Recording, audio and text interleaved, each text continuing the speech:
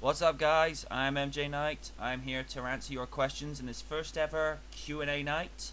So let's get to it. Question 1 comes from Animal Lover 3300, and he writes, "Okay, here's a question I really want to hear from you. What is the most overrated and underrated film you've ever seen?" That's a really tough question. The most underrated movie I have ever seen would have to be Catch Me If You Can. Simply put, because it's a well written out story based on the true life events of Frank Abagnale Jr. And you have a great cast in Tom Hanks, Leonardo DiCaprio. Who's that? Christopher Walken. I don't know why the movie never got as much praise as it did. I mean, I may be missing out on, maybe have missed a few headlines and whatnot, but I don't think it ever got the praise that it did, and it was, like I say, well cast, well played out, good story, and a good score to match.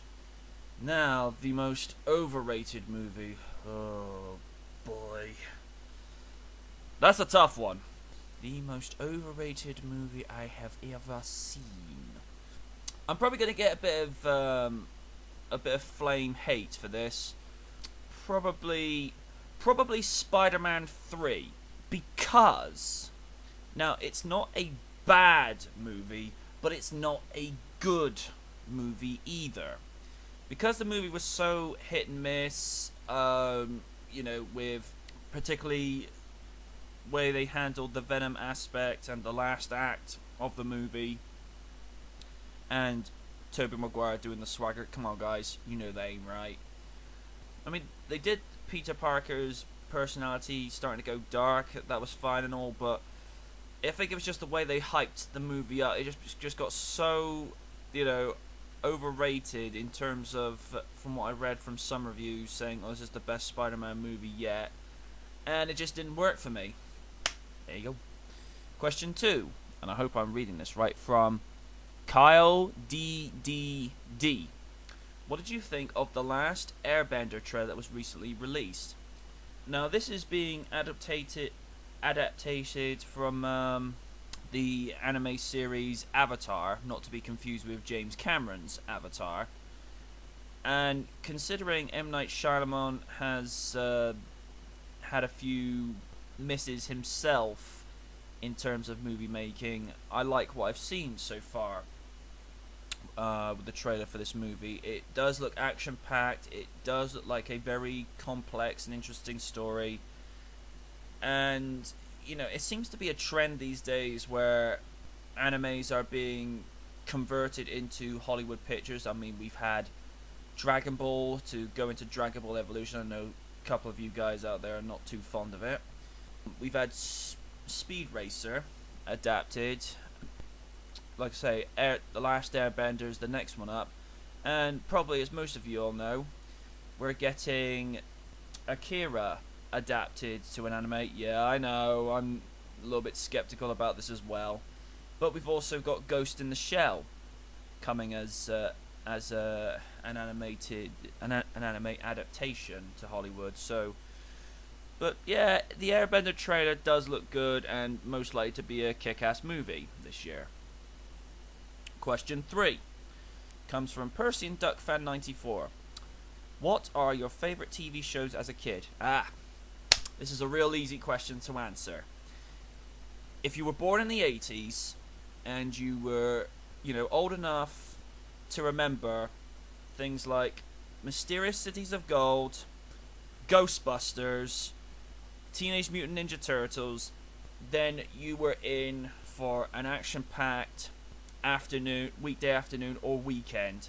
Mysterious Cities of Gold, because it was different.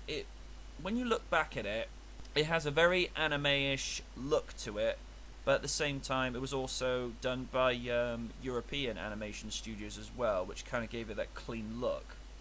Ghostbusters, because it is Ghostbusters. What's not to like?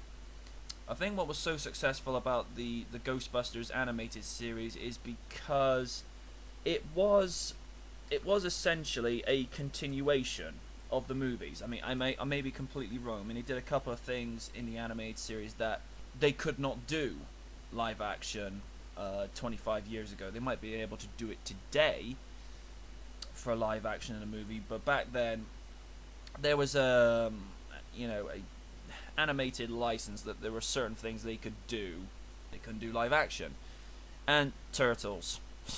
Again, what's not to like? I know the 2003 series from 4Kids is getting a lot of praise, and much deservedly so, because it does revert back to quite close to the comic books how it was. But those that were in the 80s and got their first taste of Ninja Turtles, not literally, of course, and those, I think most people I've spoken to that grew up in the 80s, Turtles got them eating pizza. I know that's how that worked for me, but that was a fun time in the 80s, and especially when you also had shows like Jason the Wheeled Warriors. You just don't get shows like that anymore.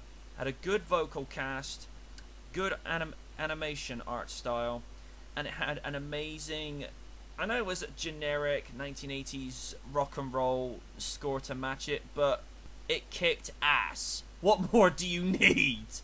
But nah, the 80s was a fun time, and it was also at that stage before they started dumbing down cartoons around that time, which it's just such a damn shame. But at least we got kind of like little nods, with, like I say, the 2003 animated series of Turtles. It shows that we don't have to dumb everything down, and it's probably one of the only animated series that 4Kids got right.